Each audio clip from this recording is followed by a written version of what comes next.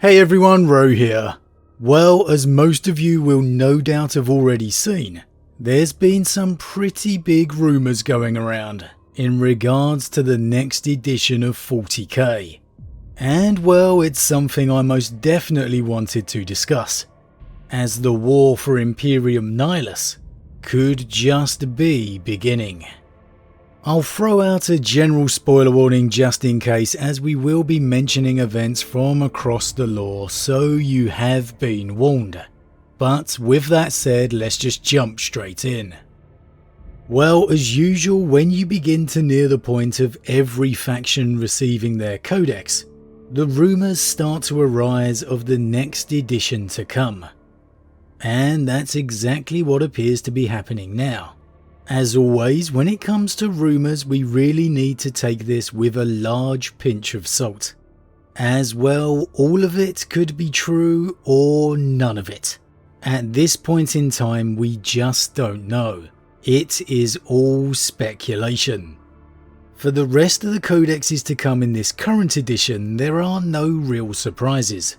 We all know the ones we're waiting for: the Leagues of Votan, Astra Militarum, Chaos Demons, with hopefully the big Angron release.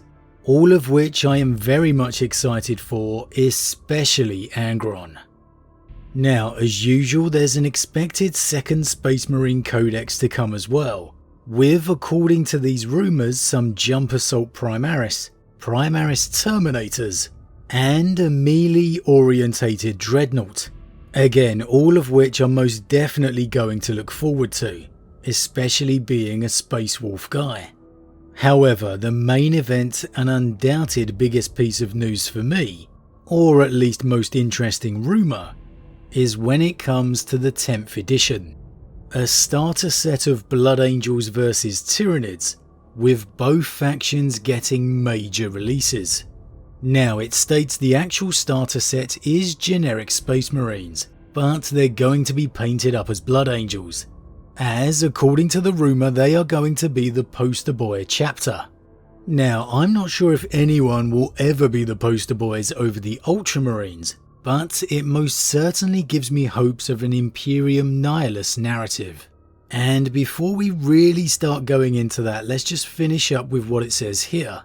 With the Tyranids, the rumours state it's going to be an equivalent of the Necron refresh from a few years ago, which sounds absolutely fantastic. Even though honestly I personally think most of the Tyranid range still holds up pretty well. But when it comes to the Blood Angels, just look at this. A new Sanguinor, Avatar of Sanguinius, a new Dante, a new Death Company Chaplain, Furioso Redemptor, Sanguinary Guard, and a new upgrade sprue.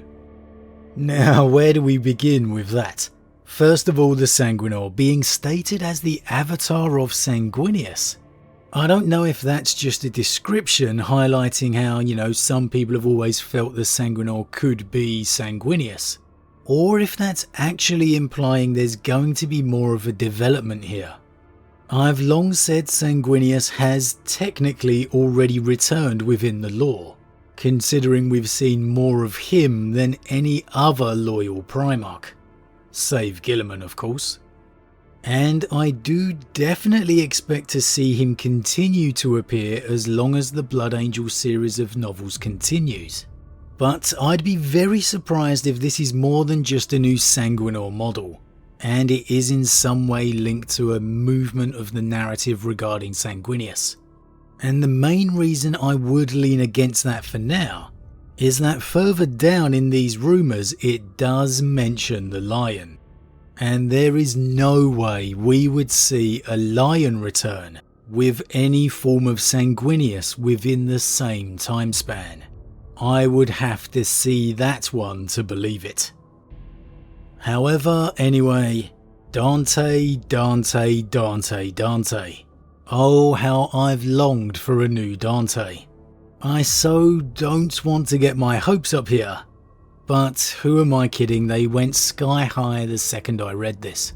You would have to expect that this is a Primaris upgraded Dante, meaning the Lord of Angels and Warden of Imperium Nihilus has finally crossed the Rubicon. And the question for me is, how is this going to come about via the lore? Let's start with the wider narrative. With this release, it certainly appears that the narrative is going to be turning to the war for Imperium Nihilus. And for a start, that does make sense. Firstly, Sanctus has reached about as stable a situation as it's possible to get, unless Angron causes something catastrophic, which of course is possible. However, save that, the natural move is over to Nihilus. Now, as we know at the end of the Dark Imperium Godblight, Guilliman's next strategic move was going to be an invasion over to Nihilus. So this gives me a great hope that this is exactly what we're going to see. This will be the next big step in the narrative. We know as of Darkness in the Blood that Dante has not crossed the Rubicon yet, despite his personal desire to do so. Quite simply, he's just too valuable to risk. However, we have seen him be informed of Calgar undergoing the process successfully, and it was made very clear throughout the novel Darkness in the Blood that Dante's wounds from the devastation of Baal are just not healing. He has lived far longer than any current Space Marine should. He has served and led his chapter longer than anyone else. I think Dante will simply insist that he has to undergo the Rubicon in order to simply survive, to still be able to perform his duty. With the Tyranids getting such a release, with Dante expectedly having crossed the Rubicon, my natural inclination is to see this be the storyline of the Blood Angels taking the offensive, driving out from their home system to flush out the rest of the Tyranid threat, almost like a devastation of Baal but in reverse. Dante's own fleet Nihilus breaking out against the dark. Where it will go from there and how this will tie into Guilliman's offensive, we'll just have to wait and see. But it's certainly the direction that springs to mind for me. Now, there is a bit of a wild card, however, and that, as I mentioned earlier, is the mention of the Dark Angels. Now here the rumours state that the Blood Angels and the Dark Angels are going to be the poster boy chapters, and both of them will see large Primaris updates, and including the Lion. A launch focused in Imperium Nihilus with Angels of Death Codex nostalgia. Now I'm all for any Angels of Death nostalgia, as I absolutely adore that old school 2nd edition awesomeness. It's undoubtedly one of the best codexes ever, really just typifying the character of the Blood Angels and Dark Angels. Seeing the Dark Angels and Blood Angels receive proper Primaris units and updates for their chapters does make sense, and that would only leave the Space Wolves to go. But the thing that really makes me hesitate here is that mention of the Lion. If the Lion was returning, wouldn't he be the big news?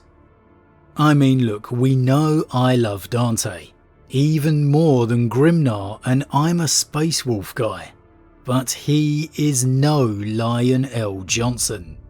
The second returned loyal Primarch would surely be the major event of a new edition, which would make the Dark Angels the big spotlighted faction, rather than the Blood Angels.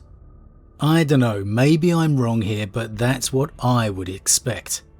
The Lion return aside, maybe we could be seeing a move in that direction. Maybe we'll see an advancement of Azrael's move towards the Somnium Stars, the Warp Rift believed to be the growing power base of the Fallen, led by none other than the escaped Luthor himself. The Somnium Stars are located within Imperium Nihilus. So if the new edition is going to be focused here, a Dark Angel faction spotlight does make sense. If we were going to be taking a step towards this monumental campaign, then I would absolutely expect to see the Dark Angels getting some love and releases, which hopefully it appears they will. So maybe rather than the Lion returning near the start of the edition, maybe 10th edition will simply be taking steps towards a Lion return instead. Rather than him releasing with the Codex or at launch, the Lion will be the big event to end 10th edition. Simply going by the rumours, if the Blood Angels are going to be the prominent ones, then that's how I would expect it to play out. Because again, there's just no way I see a Lionel Johnson return sharing the spotlight with anyone. I think I'll have a little think about it tonight and then maybe talk some more speculation on how the Lion could return tomorrow, because it's all definitely got me wondering now. One thing's for certain though, it certainly looks like a war for the Imperium Nihilus is truly about to commence. And that is only a good thing. But that's it for today guys, just a quick chat regarding the rumours, a little instant speculation, and again like I said, maybe we'll get a little more in depth tomorrow. As always, huge thank you to all my subscribers, your support truly means a lot to me, it really does. And if you're new, please consider subscribing to help the channel grow. If you enjoyed this particular vid, then why not drop a like on it too. But with that said, I am off, and I'll see you all again real soon.